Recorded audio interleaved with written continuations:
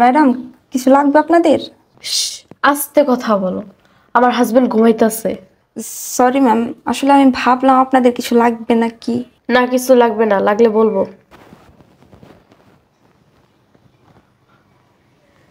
জি আচ্ছা, okay ma'am.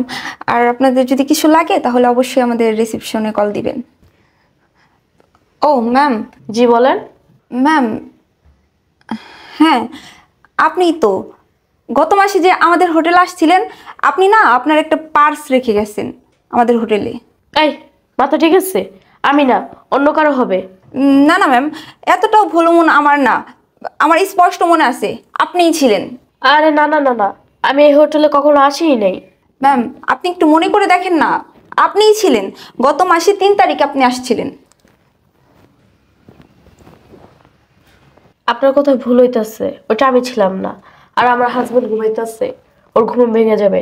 আস্তে কথা বলেন। না না ম্যাম, আমি একদম শিওর আপনিই ছিলেন। এই, আপনি ডিস্টার্ব করেন না তো, যান। ম্যাম, ম্যাম, আমার তো মনে আছে ইনিই ছিল। আমি কি আমি কি ভুল দেখছি নাকি? না না না, এরকম তো হতে পারে না, আমার তো স্পষ্ট মনে আছে উনি আসছিল গত মাসের 3 তারিখে। যাই হোক। কি ব্যাপার, তুমি উঠতেছো কেন? এমনি। আচ্ছা শোনো না, সেই হোটেলের রিসেপশনিস্ট মেয়েটা কি বললো তোমাকে? না না, কিছু বলে নাই, বলছে কিছু লাগবে কিনা। ও আচ্ছা। আচ্ছা শোনো না, আমার একটু বাইরে যেতে হবে, আমি একটু বাইরে যাচ্ছি। কেন, তোমার বাইরে কি কাজ আছে? বাইরে যাওয়া লাগবে না এখন। না আসলে আমার বাইরে একটা ইমার্জেন্সি কাজ আছে তো, এর জন্য। কি ব্যাপার, ও কি কিছু শুনলো নাকি? না না, তোমার কোথাও যেতে হবে না, তুমি আমাকে সময় দাও। আরে বাবা, আমি তো তোমাকেই সময় দেব, তবে আমার একটু বললাম না যে ইমার্জেন্সি কাজ আছে, আমি কাজটা করে আসি তারপর তোমাকে সময় দেবো, তুমি কেমন? পরে কাজটা করো, এখন করা লাগবে না। না, আমার কাজটা আগে করতে হবে। শোনো, আগে আমার কথা বোঝার চেষ্টা করো। আমরা কক্সবাজারে কেন এসেছি? তোমাকে তো সময় দেওয়ার জন্য, তাই না? আমি কাজটা করে এই যাব আর এই আসবো। না, এখন তুমি কোথাও যেতে পারবে না। আরে বাবা, আমি যাব আর আসবো, আমার কাজটা খুব ইমার্জেন্সি। না, এখন তুমি কোথাও যাবে না, তুমি আমাকে কখন সময় দেবা? আরে বাবা, আমি তো তোমাকে সময়ই দেব, আমি তো এখানে এসেছি তোমাকে সময় দেওয়ার জন্য, তাই না?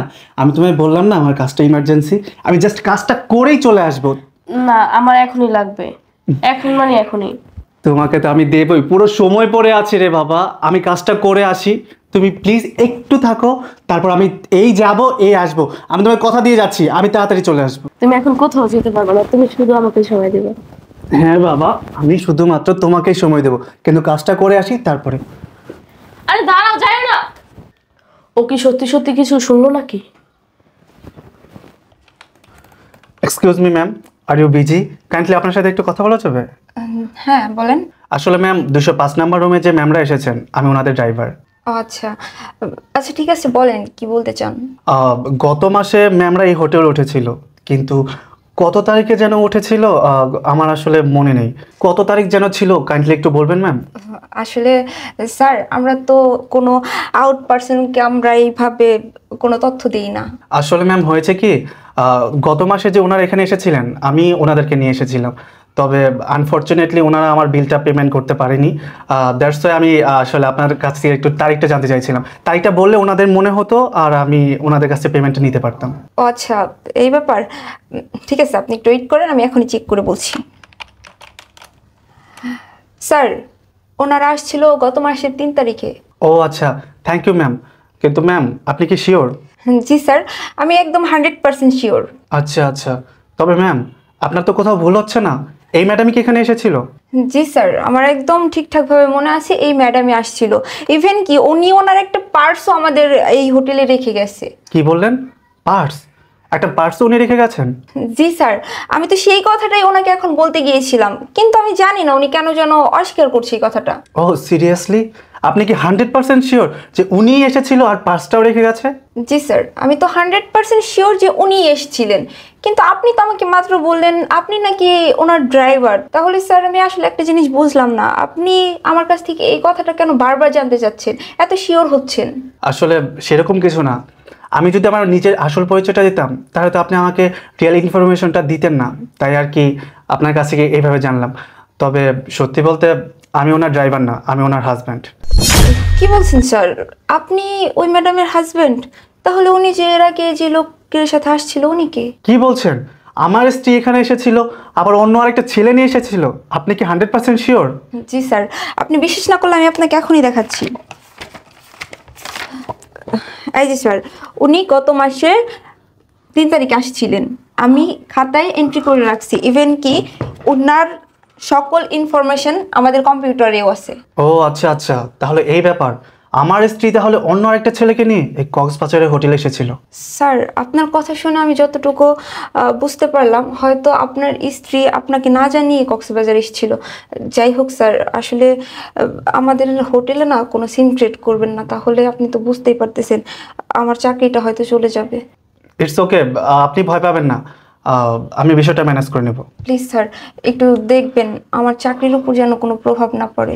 না না, কোনো সমস্যা হবে না, আপনি নিশ্চিন্তে থাকতে পারেন। আর ঠিক আছে, ধন্যবাদ আপনাকে, আর আমাকে ইনফরমেশন দেওয়ার জন্য অসংখ্য ধন্যবাদ।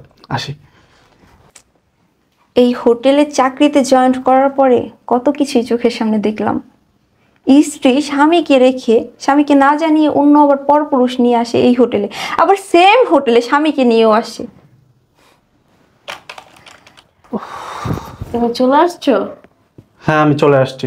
আচ্ছা শোনো, তুমি কি এর আগে কখনো কক্সবাজার এসেছিলে? কি বলতেছো তুমি? আমি কেন কক্সবাজার আসবো? আমি তো এই ফার্স্ট টাইম আসছি।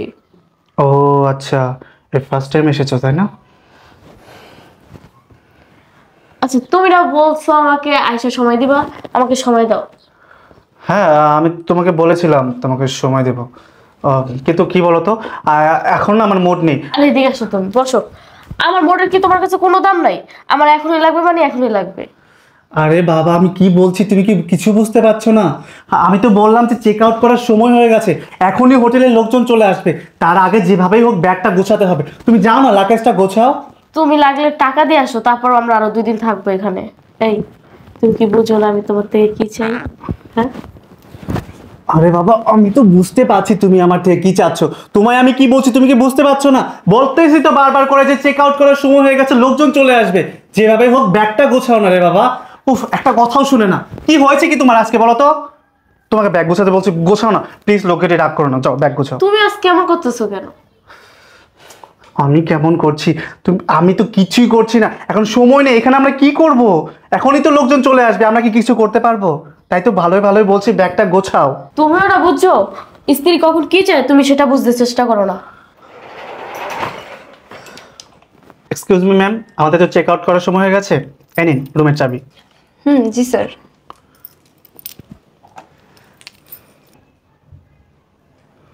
ঠিক আছে স্যার, আশা করি আপনাদেরকে ভালো একটা সার্ভিস দিতে পারছি, আবার আসবেন। হ্যাঁ শিওর শিওর। আচ্ছা ম্যাম, আমার একটা কথা, আপনি আমাকে একটু আগে যে ইনফরমেশনটা দিলেন না, সেটা তো রং ইনফরমেশন ছিল।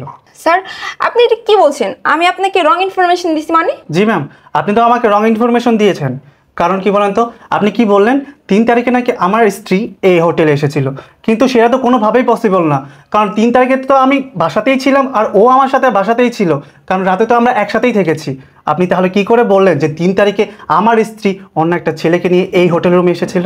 আমি আপনাকে একদমই কোনো মিথ্যে কথা বলিনি।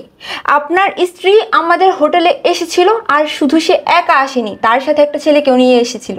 এই, আপনি একদম সম্পূর্ণ মিথ্যা কথা বলছেন, চুপ থাকেন আপনি। স্যার, আমি কেন শুধু শুধু আপনাকে মিথ্যে বলতে যাব? আপনার স্ত্রী তো সাথেই আছে, ওনাকে জিজ্ঞেস করেন। আচ্ছা, তোমার কি এমন মনে হয়? আচ্ছা তুমি বলো, গত মাসের 3 তারিখে তুমি 5টা বাজে ছুটির পর বাসায় চলে আইছো, তারপরে তো আমার বাসায় দেখলা। অথচ উনি বলতেছে গত মাসের 3 তারিখে আমি কক্সবাজার আইছিলাম। এবার তুমি বলো, এই মেয়েটা মিছা কথা বলতেছে। কক্সবাজার আইতে হলেও তো নিম্নত 6 থেকে 7 ঘন্টা লাগে। এই মেয়ের কথা তুমি আমাকে অবিশ্বাস করতেছো? আরে না বাবা, আমি তোমাকে অবিশ্বাস করছি না। আসলে উনি বলেছে যে 3 তারিখে নাকি তুমি একটা ছেলেকে নিয়ে এই হোটেল রুমে এসেছিলে। শোনো, এই আপনি শুনেন, আপনি কি বললেন আমার বউ নাকি এখানে 3 তারিখে এসেছিল, কিন্তু আপনি তো মিথ্যা কথা বলেছেন। ও তো ঠিকই বললো, কক্সবাজারে আসতে হলেও তো 6 থেকে 8 ঘন্টা সময় লাগে, আবার ব্যাক করতেও 6 থেকে 8 ঘন্টাই সময় লাগে। তাহলে আমার স্ত্রী 3 তারিখে তো আমার সাথেই ছিল, তাহলে আপনি বলুন তো ও কি করে এই কক্সবাজারে আসলো আর কি করে বা ব্যাক করলো? ও স্যার, হ্যাঁ মনে পড়েছে। আসলে ম্যাম যে ট্যাক্সিতে করে এসেছে সেই ট্যাক্সি ড্রাইভার বলা বলি করছিল ওনারা যে ফ্লাইটে এসেছে এরপরের ফ্লাইটে নাকি আবার চলে যাবে। হ্যাঁ ম্যামই তো বলছিল, ট্যাক্সি ড্রাইভারকে বলছিল ওনারা নাকি 1 ঘন্টা পরে আবার ঢাকা ব্যাক করবে, ট্যাক্সি ড্রাইভারকে নিয়ে যেতে বলছে। ও হ্যাঁ, ওই ট্যাক্সি ড্রাইভারটা 1 ঘন্টা পর এসে ঠিকই ম্যামকে নিয়ে গেছিল, আর ওনারা জাস্ট 1 ঘন্টার জন্যই আমাদের হোটেলটা বুক করছিল। আচ্ছা, এসবে কি প্রমাণ হয় নাকি আমি যে কক্সবাজার আসছি? ও আচ্ছা ম্যাম, প্রমাণের কথা বলছেন? হ্যাঁ, প্রমাণ তো অবশ্যই আমার কাছে আছে, দাঁড়ান দেখেন তো ম্যাম, এই পার্সটাকে চেনেন কিনা? না না না, এই ব্যাগ আমার না, আর আমি তো জীবনে কক্সবাজার আসিই নাই। আচ্ছা ম্যাম, ব্যাগটা দেখি। জি।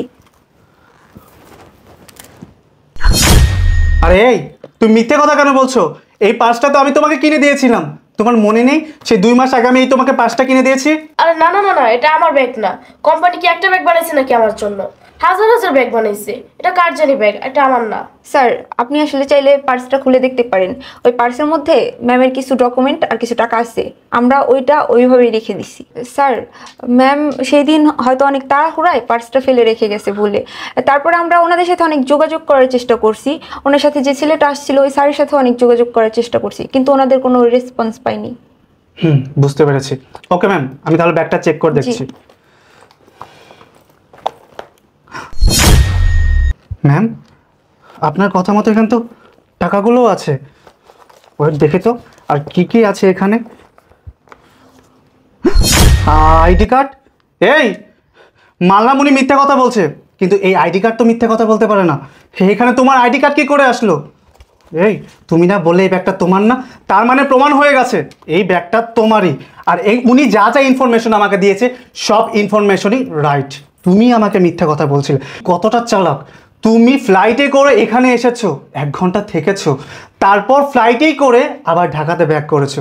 তুমি কি ভেবেছো আমি কিছুই জানতে পারবো না? আরে চোরের 10 দিন তো গৃহস্থের 1 দিন, সত্যি কোনো দিন চাপা থাকে না। এই যে তুমি এখন ধরা পড়ে গেছো না, তুমি এবার আমার সাথে ঢাকাতে চলো, তারপর তোমার বাবা মাকে ডেকে নিয়ে এসে তোমার ব্যবস্থা আমি করছি। তোমার সাথে তো আমি আর সংসার করব না, তোমাকে আমি ডিভোর্স দিয়েই ছাড়বো।